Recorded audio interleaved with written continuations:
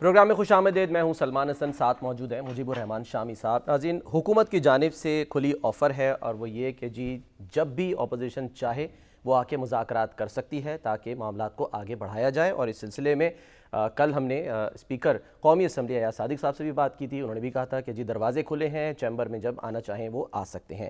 آج جو ہے وہ ایک پریس کانفرنس تو کی گئی پی ٹی آئی رہنماؤں کی طرف سے, اور شاید اس کا تاثر جو ہے وہ یہ دینا تھا, اس کا مقصد کہ جو اختلافات کی خبریں ہیں, آپس میں اختلاف ہے, وہ ختم کرنا. وہ ہم ظاہر شامی صاحب سے پوچھیں گے. لیکن بہرحال جو پریس کانفرنس ہوئی اس میں جو باتیں سامنے آئی ہیں, میں چاہ رہا ہوں کہ وہ ذرا ہم سنیں کہ وہاں پر موجود سلمان اکرم راجہ صاحب, بیرسٹر گوہر صاحب اور اسد قیصر صاحب جو کہ تحریک تحفظ آئین پاکستان کے سیکرٹری جنرل بھی ہیں, وہ کیا فرما رہے تھے, انہوں نے کیا کہا, پہلے وہ دیکھتے ہیں. کہ پاکستان تحریک انصاف کا موقف ہمیشہ سے یہ رہا ہے کہ دہشت گردی ایک ناسور ہے, اس کو ہر حال میں جڑ سے اکاڑنا ایک قومی فریضہ ہے. پاکستان تحریک انصاف نے ایک پارٹی کی حیثیت سے, اس کی لیڈرشپ نے اور کے پی کے کی حکومت نے ہمیشہ سے دہشت گردی کی ہر فارم میں مذمت کی ہے.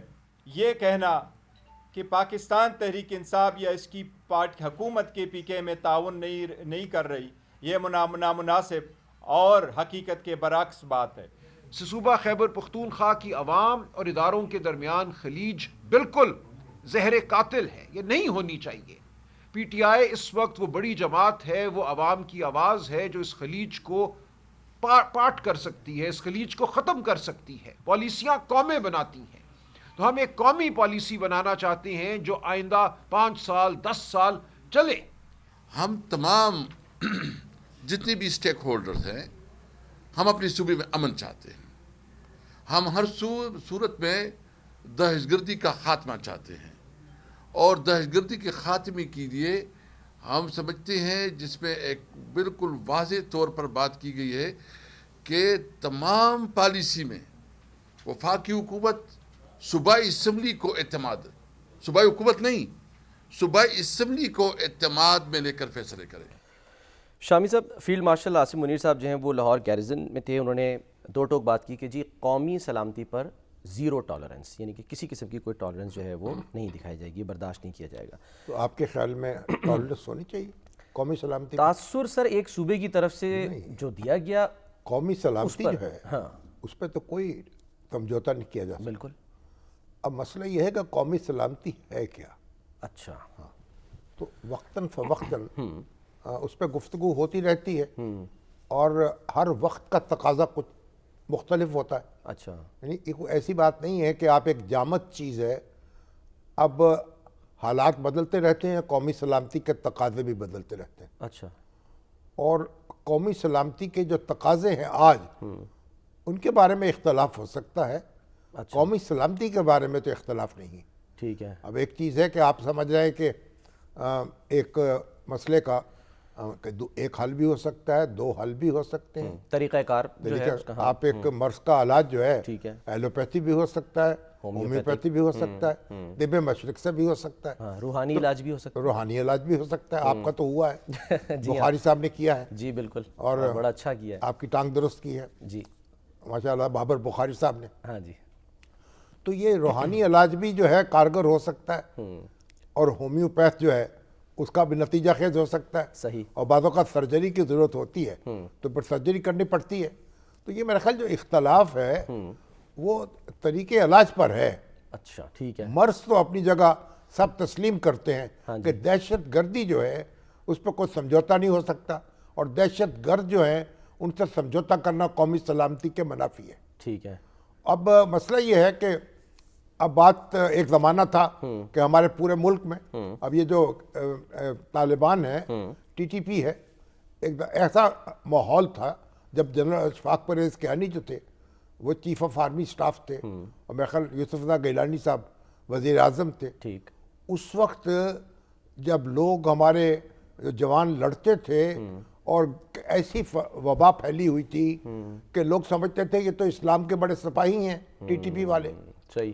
اور ان کے ساتھ وہ سینہ تان کے کھڑے ہوتے تھے, تو بڑی مشکل درپیش ہوتی تھی ہمارے جوانوں کو جو हमारी फौजी जवानों को, तो फिर उस पर एक बड़ा अशफाक परवेज़ कियानी साहब से हमारी मुलाकातें रहीं घंटों, अच्छा। दानिश्वरों से, मीडिया लोग वालों से, अहले सियासत से। तो लोगों को रियलाइज़ हुआ कि भाई बात ये नहीं है, ये जो नारे लगा रहे हैं उन नारों पे आप धोखा ना खाएं। एक तो बात ये है कि रियासत जो है, ताकत का इस्तेमाल सिर्फ रियासत का हक है। सही है। तो लोगों को अब ये प्राइवेट लोग जो हैं वो ताकत का इस्तेमाल नहीं कर सकते। ठीक। इस्लाम का नाम ले लें या कोई और नाम ले लें। ठीक है। तो आहिस्ता आहिस्ता लोगों को बावर हुआ, उलमा कराम हरकत में आए, उन्होंने फतवे दिए, लोगों ने देखा फिर कि भैया जो इस्लाम का नाम ले रहे हैं, खुद कुछ धमाके कर रहे हैं, मासूम लोगों को निशाना बना रहे हैं, ये तो कुछ इनके ये नकाब पोश हैं। ठीक है। इनके चेहरे तो और भयानक कोई है। दीन ईमान इनका नहीं है, यानी फिर कंसेंसस बिल्ड किया गया ना। शामी साहब सॉरी मैं इंटरप्ट कर रहा हूँ, असद कैसर साहब अब हमारे साथ, हमको वेलकम कर लेते हैं। अब भी सूरत यह है कि कभी हमने कहा कि मुज़ाकरात होने चाहिए, फिर कहा नहीं होने चाहिए। एक वक्त में एक बात हुई, दूसरे वक्त में दूसरी बात हुई, लेकिन अब हम इस नतीजे पे पहुंचे हैं कि मुज़ाकरात जो है इसका कोई फ़ायदा नहीं है। अब हमें ताकत का जवाब ताकत से देना पड़ेगा। ठीक है। तो बहरहाल इसमें मेरा ख्याल है कि जो उलझन है वो तो अमली इक़दामात के हवाले से है, और उसमें मेरा ख्याल बैठ के एतमाद में लेना चाहिए। यही पूछ लेते हैं असद कैसर साहब से। असद कैसर साहब अस्सलाम वालेकुम सर, दहशतगर्दी का खात्मा आप भी चाहते हैं, जैसे शामी साहब ने कहा, सूबाई हुकूमत भी यही कह रही है, जाहिर है फौज भी यही कहती है, कर रही है, बल्कि वो तो वफाकी हुकूमत भी, सब एक पेज पर हैं। तो फिर जैसे शामी साहब कह रहे हैं कि तरीक़ाकार पर अगर एतराज़ है तो बैठकर सर बात क्यों नहीं कर लेते? बिल्कुल आपकी बात सही है, हम यही कह रहे हैं कि बैठ के बात की जाए। अगर आपकी जो भी पॉलिसी हो, उस पॉलिसी को आप सूबाई हुकूमत के साथ और मकामी लोगों को इत्तेमाद में लेके करें। यानी आपको पता है कि हमने तकरीबन 1 महीने पहले एक कौमी जरगा किया, जिसमें वफाकी हुकूमत की नुमाइंदगी, यानी पाकिस्तान मुस्लिम लीग नून की जो parliamentarian people party, ANP, Jamaat Islami, Jamiat Ulama इस्लाम, यानी जितनी नाम की पॉलिटिकल पार्टीज है और सिविल सोसाइटी है, वो कला बरादरी है, बिजनेस मैन की जो चैम्बर्स है, उन सबको बिठा के पूरी डायरेक्ट डिस्कशन हुई और एक कम्प्रिहेंसिव एलामिया निकला।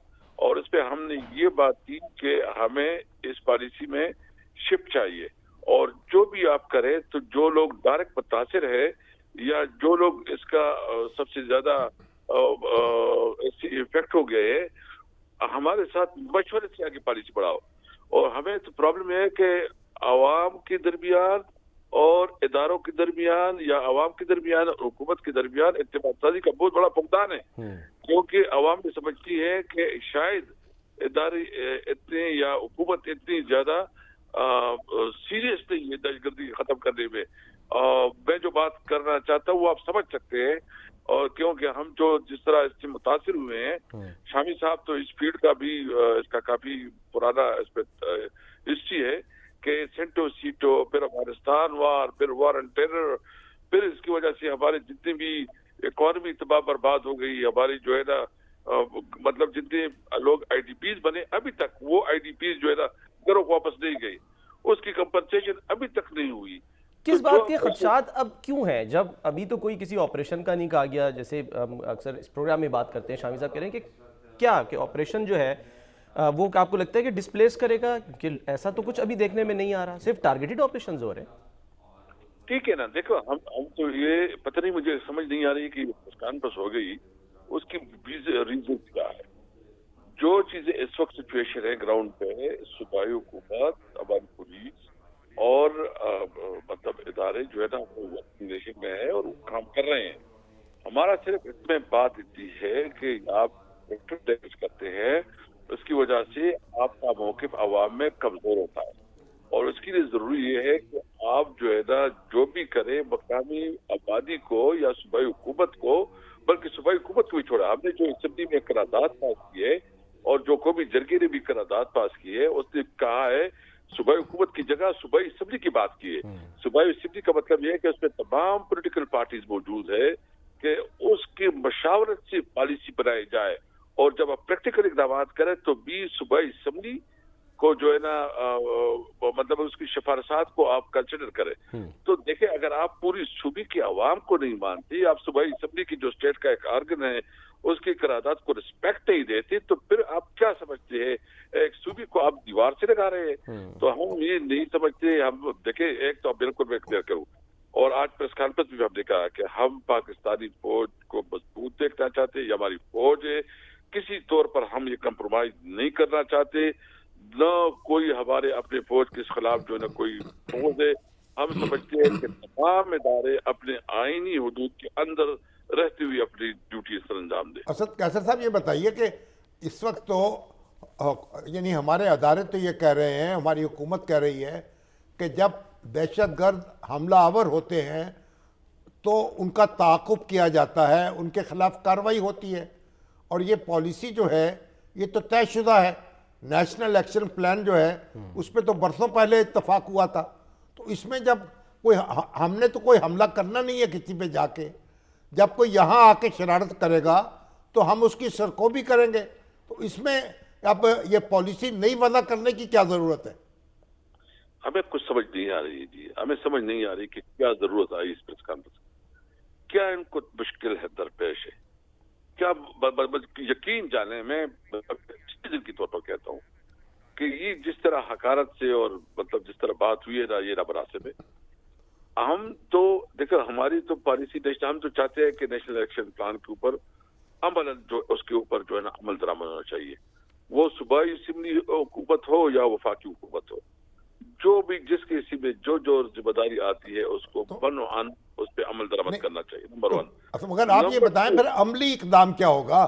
یعنی آپ بھی بیان دیتے رہیں گے, وہ بھی بیان دیتے رہیں گے, یعنی کوئی عملی مولانا فضل الرحمان صاحب سے کہیں کہ وہی رابطہ کر لیں وزیر اعظم سے اور وہ کوئی تدبیر کر لیں, آپ لوگوں کو بریف کریں, آپ سے مشورہ کریں, تو عملی اقدام بھی تو وہ ہونا چاہیے نا. یعنی آپ کہہ رہے ہیں صوبائی اسمبلی کو اعتماد ملے, تو پہلا سٹیپ پھر کیا ہوگا اس کا؟ دیکھیں پہلا سٹیپ تو یہ ہے کہ صوبائی اسمبلی نے سفارشات دی, اس نے اپنا نقطہ نظر دیا, اس نے ایک ریزولوشن پاس کی, اس نے پورا موقف دیا. اچھا وہ پوری صوبے کی عوام کی منتخب نمائندگی ہے اور تمام پارٹی ہے, اس نے ایک موقف دیا. اس نے موقف کیا دیا؟ اس نے موقف کیا کہ جب فیصلے ہو وہ فیصلے بند کمرے میں نہ ہو, جب بھی آپ کوئی ایکشن لیں تو اس میں لیڈ پولیس کو ہو, جب ضرورت ہو ادارے کی اس کے سیکنڈ رول کے طور پر استعمال کیا جائے تاکہ کولیٹرل ڈیمیج کی جو ہے نا بچا جائے. آپ نے دیکھا جو ڈرون اٹیکس ہوتے ہیں, ڈرون اٹیک سے جو ہے نا کولیٹرل ڈیمیج ہوتی ہے. ہاں اگر آپ ٹارگیٹ کریں تو بسم اللہ, وہ کوئی مسئلہ نہیں ہے, لیکن اب پھر اس میں جو بے گناہ لوگ مر جاتے ہیں یا شہید ہوتے ہیں تو اس کی وجہ سے نفرت بڑھتی ہے. تو ہم تھوڑا سمجھتے ہیں کہ آپ بہت احتیاط کی ضرورت ہے تاکہ عوام یہ محسوس کرے کہ جو کچھ ہو رہا ہے وہ اس کے لیے ہو رہا ہے. لیکن اس کی وضاحت تو دی ہے ابھی چند روز پہلے ہی ڈی جی ایس پی نے پریس کانفرنس کی, انہوں نے یہ تک بتایا کہ جو الزام لگتا ہے ڈرونز کا, وہ کہتے ہیں جی ڈرون سرویلنس کے لیے استعمال ہو رہے ہیں اور انٹیلیجنس بیسڈ آپریشن ہو رہے ہیں جس میں کولیٹرل ڈیمیج جو ہے وہ نہیں ہوتا. دیکھو کولیٹرل ڈیمیج نہیں ہوتا. شامی صاحب آپ جو ہے نا ٹی وی نہیں دیکھتی, مردان میں جو ہوا یہ کیا ہوا, یہ جو مطلب کم از کم 17-18 لوگ جو ہے نا بے گناہ جو ہے نا اس میں مرے, یہ جو ادھر تیرا میں ہوا, یعنی یہ کولیٹرل ڈیمیج ہوئے. ہم دیکھیں ہم سمجھتے ہیں کہ جب عوام کے اعتماد آپ کے ساتھ ہوگا, صوبائی حکومت اور وہ آپس میں ورکنگ ریلیشن ہوگی تو زیادہ بہتری ہوگی. صوبائی حکومت کو دشمن نہ سمجھے, صوبائی حکومت کو مشاورت میں شامل کرے. تو اس ہم ہر صورت میں دہشت گردی کا خاتمہ چاہتے ہیں, ہم اپنے لوگوں کے لیے امن چاہتے ہیں, ہم اپنے لوگوں کے روزگار چاہتے ہیں, باعزت روزگار چاہتے ہیں, تعلیم چاہتے ہیں. ٹھیک, اب آپ یہ بتائیں کہ ابھی آج تو اچک زئی صاحب تو لاہور کے لیے روانہ ہوئے, آپ تو ان کے ساتھ نہیں آئے, کیوں؟ کوئی لاہور آپ کو پسند نہیں ہے؟ نہیں, میں 2 دن لاہور میں ٹہر کے آیا تھا. آج چونکہ پارٹی نے کہا تھا کہ آپ نے پریس کانفرنس کرنی ہے, تو وہ چونکہ یہ ہم نے 3 میں بیرسٹر گوھر آج جو ہم نے پریس کانفرنس کی, اس کی وجہ سے جو ہے نا میں نے اس سے معذرت کی. پھر جو ہے نا کل ہماری اور بھی پولیٹیکل انگیجمنٹ ہے, ہم نے مشاورت سے وہ آگئے ہیں, اور میں انشاءاللہ تعالی نیکسٹ وزٹ ہوگا تو میں لاہور کا وزٹ. جو آج ان کے ساتھ کوئی زیادتی ہوئی ہے راستے میں, کوئی گاڑی توڑ دی گئی ہے ان کا, کہ یہ کہا راجہ ناصر عباس کہتے ہیں ان کا بیٹا جو ہے وہ نہیں مل رہا, تو آپ کو ایسی کوئی خبریں ملی ہیں کوئی راستے میں کوئی بدمزگی ہوئی ہے؟ بالکل، ہمارے ویڈیوز بھی ملے ہیں، انہوں نے نقاب پوش بھیجے ہیں، نقاب پوش نے جو ہے نا تمام گاڑیوں توڑی ہے، توڑ پھوڑ کی ہے. پھر جو ہے نا ہمارا امجد خان نیازی ہے، اس کو گرفتار کیا گیا ہے، علامہ صاحب کے بیٹے کو گرفتار کیا ہے. اور پوری راستے میں جہاں جہاں ہمارے لوگ کھڑے تھے ان کے اوپر پولیس نے ریڈ کیے ہیں، اور پولیس نے جو ہے نا مطلب پورا لاٹھی چارج اور وہ کیا ہے. میں سمجھتا ہوں یہ پنجاب کو ہم جو ہے نا یہ سمجھے کہ یہ اس ملک کا حصہ نہیں ہے، یہاں جمہوری آزادی نہیں ہے، یہ کسی کوئی جلسہ جلوس نہیں کر سکتے. مجھے سمجھ نہیں چاہیے کہ آپ لوگ زندگی کیسے گزارتے ہیں. ہم تو کہتے ہیں کہ ہمارے جتنی بھی حالات خراب ہے، جو بھی پارٹی آنی چاہے، جتنے جلسے کرنے چاہے، جتنے جلوس کرنے چاہے، یہ ان کی قانونی آئینی حق ہے، جمہوری حق ہے، کرے جلسے جلوس کرے. وہ ادھر کیا ہے، وہ اچکدی صاحب کیا کر لے گا یا علامہ صاحب کیا کرے گا. لیکن مریم نواز اور نواز میں خاص کر میرا گلہ نواز شریف سے کہ آپ جو نا ووٹ کو عزت دو کی بات کرتے تھے، آپ جمہوریت کی بات کرتے تھے، تو یہ کیا آپ کی صوبے میں ہو رہا ہے؟ آپ کی بیٹی چیف منسٹر ہے، آپ کا بھائی جو ہے نا پرائم منسٹر ہے، آپ پولیٹیکل ایکٹیویٹیز بھی نہیں کر رہے تھے. یہ تو ہمارا جمہوری حق ہے، ہمارا قانونی حق ہے، کیوں ہمیں اپنے قانونی حق سے محروم رکھا جا رہا ہے؟ اسد صاحب یہ فرمائیے گا کہ اب کیا کلیئرٹی، یعنی پی ٹی آئی خاص طور پہ وہ کیا چاہ رہی ہے کہ مذاکرات ہوں یا پھر 8 فروری کو احتجاج ہو، جس کے لیے ظاہر ہے یہ جو تحریک تحفظ آئین پاکستان کی عوامی رابطہ مہم ہے، کلیئرٹی کیا ہے کہ کرنا کیا ہے؟ مذاکرات پہ زیادہ توجہ دینی ہے یا پھر احتجاج پہ؟ دیکھیں، ایک بات بالکل واضح ہے، یہ تو جو ہم جدوجہد کر رہے ہیں، یہ جو 8 فروری ہے، یہ ہم نے ایک کر رہے ہیں کہ ہمیں اس دن ہمارے ووٹ کو، جو ہماری ووٹ کا بنیادی حق تھا ہر پاکستانی کا کہ وہ اپنا لیڈرشپ آپ چنے، وہ ہم سے ہمارا ووٹ کا حق چھینا گیا. ابھی ووٹ جو ہے نا عوام نہیں دیں گے، بند کمرے میں چند لوگ بیٹھ کے فیصلے کریں گے کس نے MNA بننا ہے، کس نے MP بننا ہے، کس نے اسمبلی میں جانا ہے. یہ جمہوریت پہ حملہ ہے، اور یہ طریق انصاف کا نہیں ہے. یہ عوام کے ووٹ کو جو ہے نا چوری کیا گیا، عوام سے ووٹ کا حق چھینا گیا ہے. 1 مین 1 ووٹ کا جو حق تھا، رائٹ تھا قانون میں، وہ چھینا گیا ہے. ہم کہتے ہیں کہ ہم اسی دن پوری پاکستانی قوم کو کہیں گے کہ یہ تمہارا اپنا حق کے اوپر ڈاکہ ہے، تم نے اپنے حق کے لیے نکلنا ہے. تو کون کہے گا؟ پی ٹی آئی کہے گی یا تحریک تحفظ آئین پاکستان کے پلیٹ فارم سے ہوگا؟ اور جو آج آپ لوگ اجلاس میں شامل تھے وہ سب ہمیں احتجاج میں نظر آئیں گے 8 فروری کو؟ ہاں، ہم نے GDA کو بھی شامل کیا، ہم نے ادھر جو ہے نا دیگر جو پولیٹیکل پارٹیز اس کو شامل کیا. ہم ایون جو ہے نا تمام جمہوری پارٹیز کو کہتے ہیں، ہم تاجروں کو کہتے ہیں، ہم ٹرانسپورٹروں کو کہتے ہیں کہ اگر آپ نے ابھی آواز نہیں اٹھایا تو پھر تو اسمبلی کا کوئی فائدہ ہے، اس ووٹ کا کوئی فائدہ ہے، پھر کون الیکشن لڑے گا؟ پھر الیکشن کی تو حیثیت ختم ہو جاتی ہے. اسد قیصر صاحب ٹھیک ہے، وہ تو جو احتجاج جو بھی ہوگا، لیکن اب ایاز صادق صاحب کہتے ہیں کہ مجھ سے رابطہ کیا جائے اور مجھے بتایا جائے سر انہی کی تو میں زبانی آگے انتظام کرنے کے لیے تیار ہوں، مذاکرات کی میز جو ہے بچھانے کے لیے تیار ہوں. سر میں تو چاہ آپ رہا کیوں ہوں ان سے رابطہ نہیں کرتے؟ سر جی، آج ہم نے اس کے ساتھ دیکھیں، ایک سب سے پہلے تو وہ اپوزیشن لیڈر کی اپوائنٹمنٹ کا مسئلہ ہے. آج ہم نے رابطہ کیا تو وہ اویلیبل نہیں تھے. جیسے ہی وہ اسلام آباد میں آئیں گے تو ہم جو ہے نا سب سے پہلے تو اس سے مطالبہ کریں گے کہ اپوزیشن لیڈر، کیونکہ پارلیمنٹ شافی صاحب آپ تو بہت ہی سینئر صحافی ہے اور آپ کا بڑا ایکسپیرینس بھی ہے، پارلیمنٹ بغیر اپوزیشن لیڈر کی کیسے چل سکتی ہے؟ بالکل ٹھیک ہے. وہ مطلب اس وقت وہ عہدہ خالی ہے، جتنی بھی قانون سازی ہے صرف غیر قانونی ہے. تو ہم سب سے پہلے تو یہ اسپیکر صاحب سے ہمارا یہ مطالبہ کہ اپوزیشن لیڈر کی جو اپوائنٹمنٹ ہے وہ کرے. باقی جو ہے نا ہم دیکھیں ایک بات پہ بالکل جو ہمارے آپس پہ بالکل انڈرسٹینڈنگ ہے، کلیئرٹی ہے کہ ہم ایک نئے طرح سے بیساکھی جمہوریت چاہتے ہیں. کیونکہ اس وقت جو ہے نا تمام سیاسی پارٹیاں ان کو بیٹھنا چاہیے اور سوچنا چاہیے کہ کیا اس پاکستان کا مستقبل جمہوریت ہے یا اس کے سر کا ہائبرڈ نظام ہے. تو ہم جو ہے نا میثاقی جمہوریت کے لیے ہر کسی کے ساتھ بات کے لیے تیار ہے. یہ تو اسد قیصر صاحب آپ کی وراثت ہے نا، جو نظام ہمیں ملا ہوا ہے، ہم تو اس کی حفاظت کر رہے ہیں. دیکھیں، ہمیں افسوس ہے کہ یہ جو آپ بات کر رہے ہیں نا، اس میں بہت سارے لوگوں کا کردار ہے، اور میں نے تو پبلکلی کہا تھا کہ ہم جو ہے نا معافی چاہتے ہیں کہ ہم سے جو غلطیاں ہوئی ہیں، لیکن ہم تو اپنا احتساب جو ہم عملہ کر رہے ہیں وہ تو دیکھ رہے ہیں. لیکن بھائی یہ پاکستان آپ کفارہ ادا کر رہے ہیں. دیکھیں، ہم سمجھتے ہیں کہ پاکستان کو وہ پاکستان ہونا چاہیے قائد اعظم کا پاکستان. جو بھی لیکن آپ کہہ رہے ہیں غلطیوں پہ معافی بھی مانگ رہے ہیں، لیکن پھر بار بار پی ٹی آئی جو وہ کہتی ہے کہ ہم نے مذاکرات سیاستدانوں سے نہیں کرنے، ہم نے کرنے ہیں جو طاقتور لوگ ہیں ان سے کرنے ہیں، تو پھر دیکھیں میں نے جو ابھی ہمارا موقف ہے میثاق کی جمہوریت، سپریمیسی آف کنسٹیٹیوشن، قانون کی حکمرانی، انڈیپینڈنس آف جوڈیشری، اور وہ پارلیمنٹ جو عوام کا صحیح پارلیمنٹ ہو، اور وہ الیکشن کمیشن جو کہ ایک فری اینڈ فیئر الیکشن کروا سکے، ہم یہ ہمارا ایجنڈا ہے اور اس پہ ہمارا کس کے ساتھ بات کر سکتے ہیں۔ ایک بات آپ کو اگر جیسے پتہ لگ جاتا ہے یا جو اسپیکر صاحب ہیں وہ نامزد آپ نے کیا ہوا ہے وہ بنا دیتے ہیں اپوزیشن لیڈر اچکزئی صاحب کو، تو اس کے بعد مذاکراتی کمیٹی آپ تشکیل دے دیں گے پی ٹی آئی کی طرف سے؟ دیکھیں وہ اچکزئی صاحب کی رسپانسبلٹی ہے، اس کو خان صاحب نے اسائنمنٹ دی ہے، پھر وہ حالات کے مطابق جیسے مناسب سمجھیں گے، لیکن جو ایجنڈا ہے وہ میں نے کیا ہے، ایجنڈا پہ ہم الگ کے ساتھ بات سکتے ہیں، جو آپ کے ساتھ میں نے 4-5 پوائنٹ بتائے۔ ٹھیک ہے ٹھیک ہے، بہت بہت شکریہ اسد قیصر صاحب، بہت بہت شکریہ۔ اب سر ایک بریک لے لیتے ہیں، بریک کے بعد ہم واپس آتے ہیں۔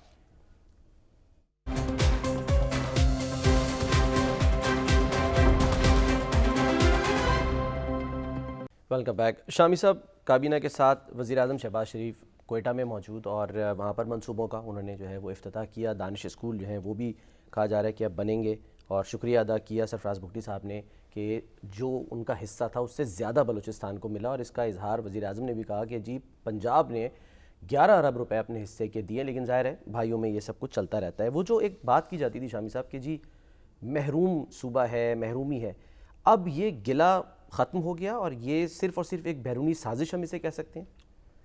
دیکھیے جو این ایف سی ایوارڈ ہے نا، اس میں جو حصہ ہے بلوچستان کا وہ اس کو مل رہا ہے، اور کہ آبادی کی بنیاد پر تقسیم ہوتی ہے، اس لیے ظاہر ہے کہ بلوچستان کا حصہ اس کی آبادی کے اعتبار سے ہے، لیکن اس میں کچھ اضافہ کیا گیا ہے، صرف آبادی کی بنیاد کی بجائے دوسرے فیکٹرز کو بھی مد نظر رکھا گیا ہے، اور پنجاب نے اپنے حصے کے کچھ پیسے سے دستبرداری اختیار کی ہے تاکہ وہ بلوچستان کو دیا جائے۔ اصل معاملہ تو یہ ہے کہ جو پیسہ مل رہا ہے اس کو دیانتداری کے ساتھ صرف کیا جائے، اس کو منصوبوں پہ لگایا جائے، اور اس وقت جو بگٹی صاحب ہیں ان کا دعویٰ تو یہ ہے کہ منصوبے جو ہیں وہاں ترقیاتی مکمل ہو رہے ہیں، ہسپتال بن رہے ہیں، اسکول جو ہیں ان کی طرف توجہ ہو رہی ہے، سڑکیں تعمیر ہو رہی ہیں، اور آج بھی جو وزیر اعظم گئے ہیں تو سڑک جو ہے بڑی شاہراہ جو ہے اس کا افتتاح کرنے گئے، یعنی سنگ بنیاد رکھا جائے گا، اور 2 سال کے عرصے میں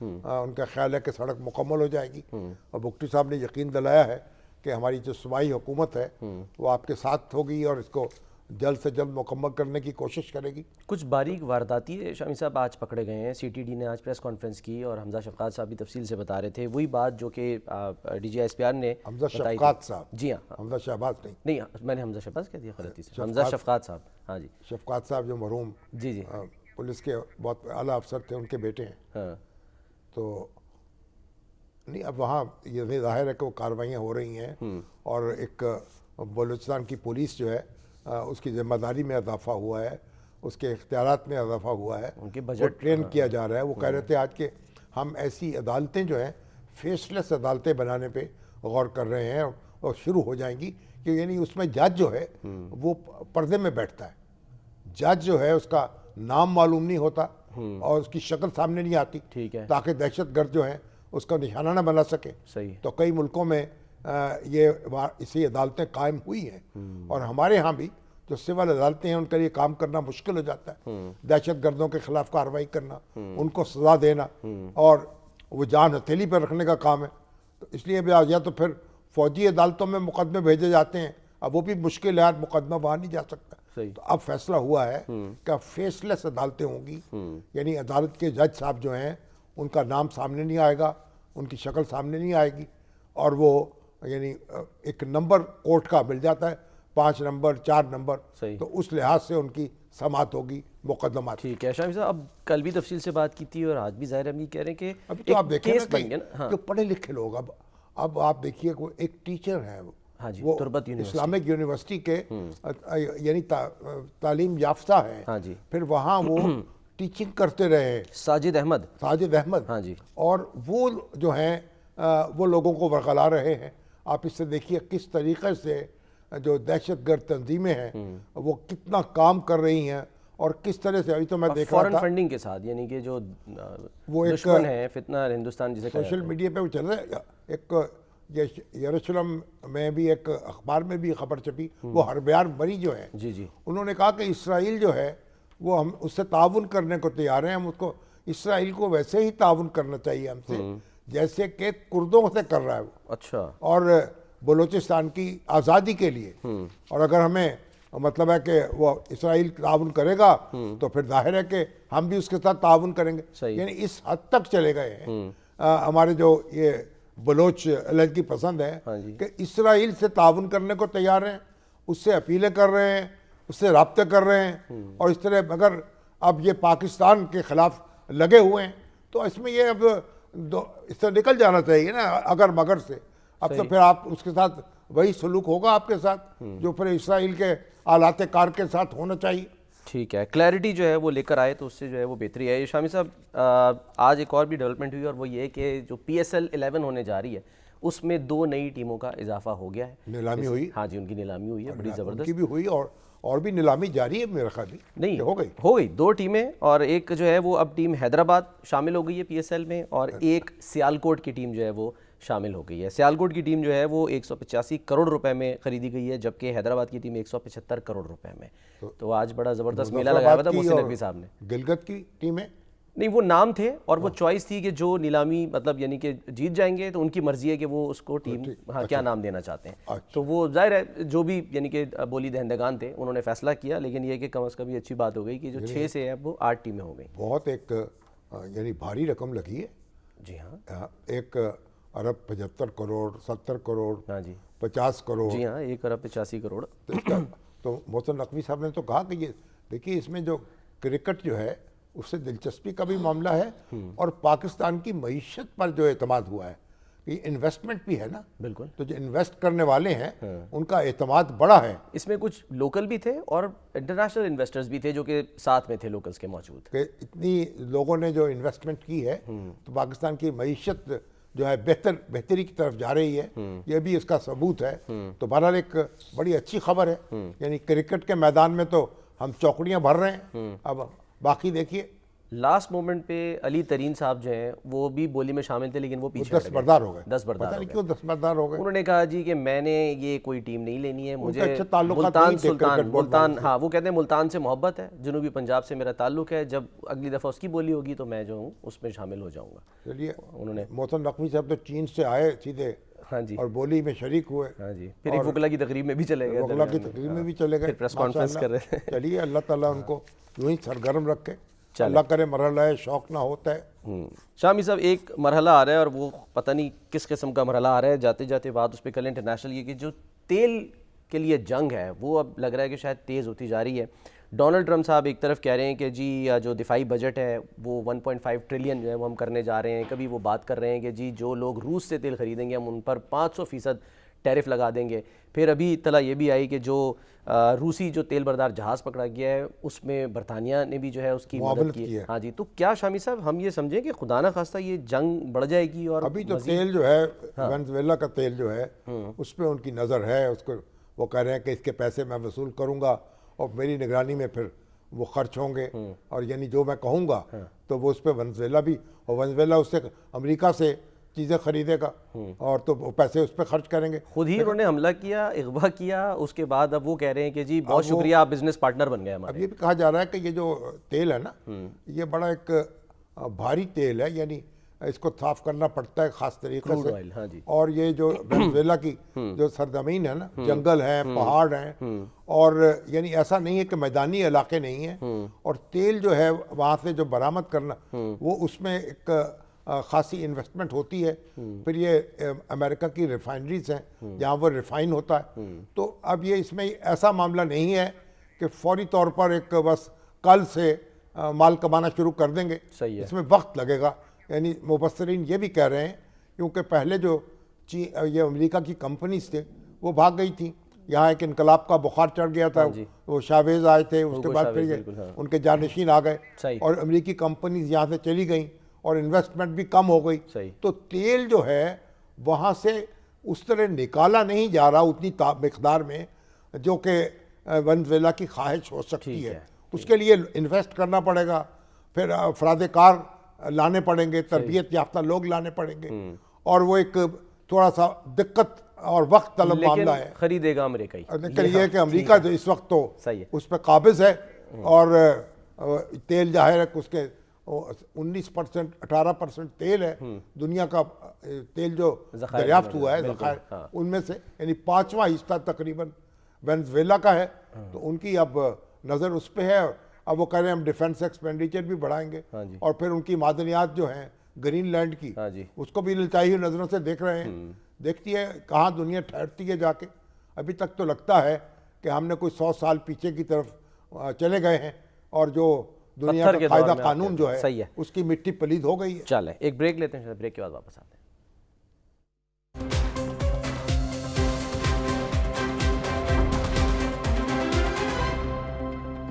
پروگرام کا وقت ختم ہوتا ہے. ناظرین اپنا خیال رکھیے. اللہ حافظ.